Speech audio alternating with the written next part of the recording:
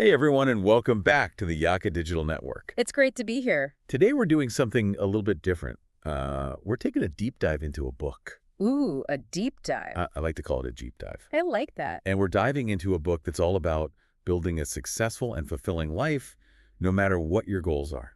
Sounds interesting. It's called 8 Pillars of Prosperity by Okay. James Allen. Have you Right. heard of it? Yeah, 8 Pillars of Prosperity.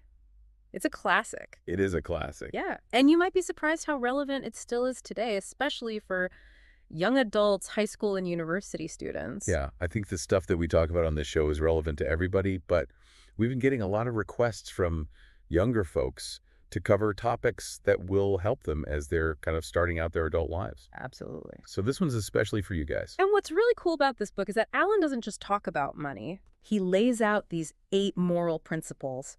Think of them as pillars holding up a building that are essential for achieving true prosperity in every area of life. Okay, so before we even get to those pillars, I'm curious. Yeah. Alan kicks things off by saying that real prosperity can't be built on dishonesty. Right. That seems kind of counter to what we see sometimes, with people taking shortcuts or cutting corners. Right. What's he getting at there? Well, he's basically saying that lasting success has to have a strong foundation. Okay. And that foundation is built on moral principles.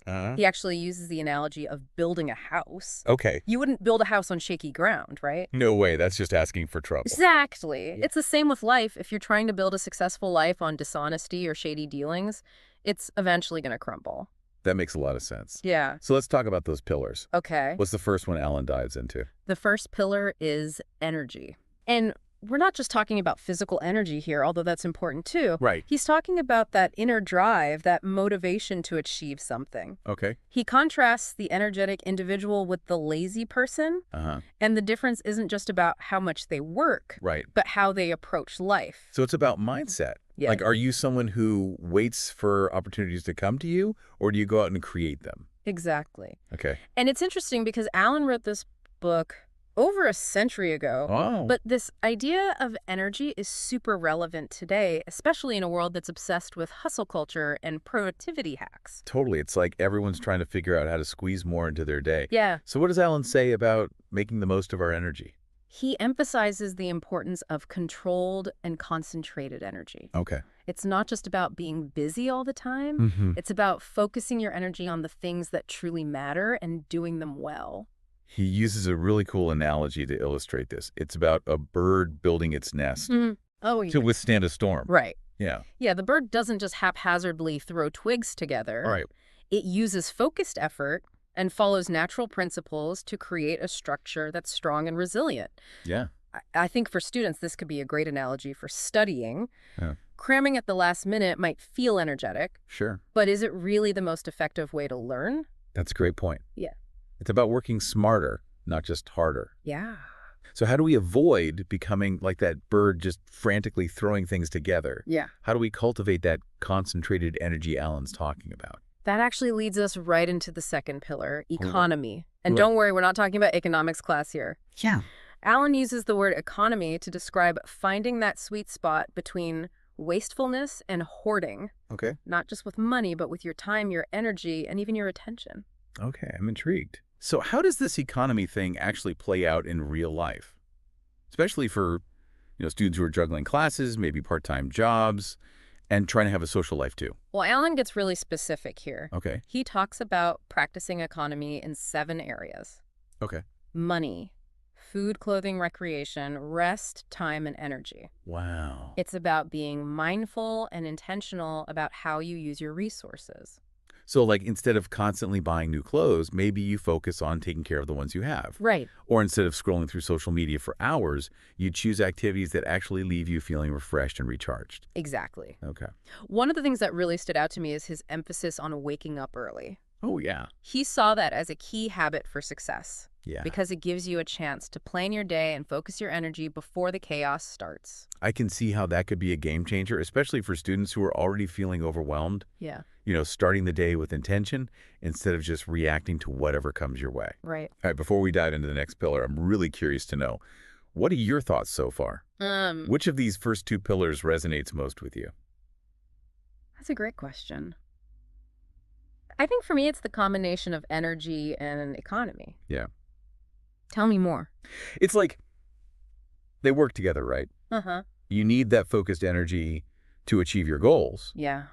but you also need to be smart about how you use your time and resources. Right. It's a balancing act, and I think it's something a lot of students struggle with. Totally.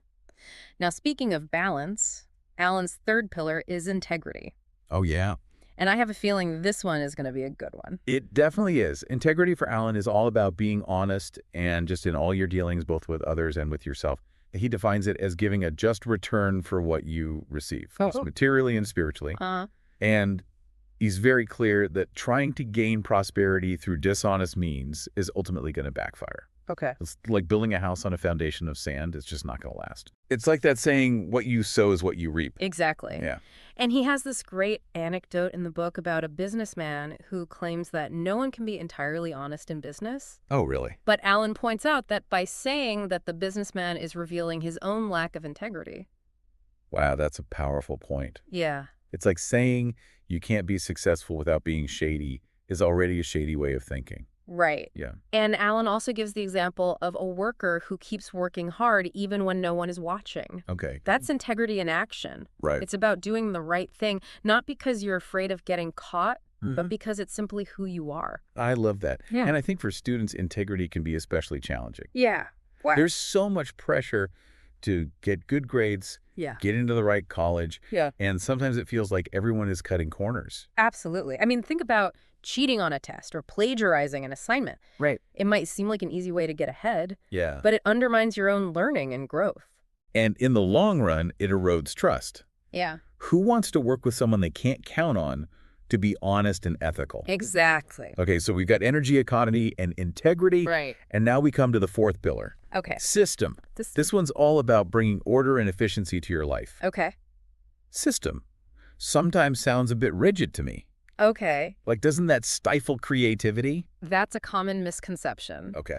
Alan isn't talking about being robotic or following strict rules without question. Right. He's talking about having a framework, a way of organizing your efforts so you can achieve your goals more effectively. Okay, so less about rigidity, more about having a blueprint. Yeah. But wouldn't that look different for different people, different goals? Absolutely. It's about finding what works for you. Right. Alan actually draws a parallel between the organization of a business and the organization of a physical body.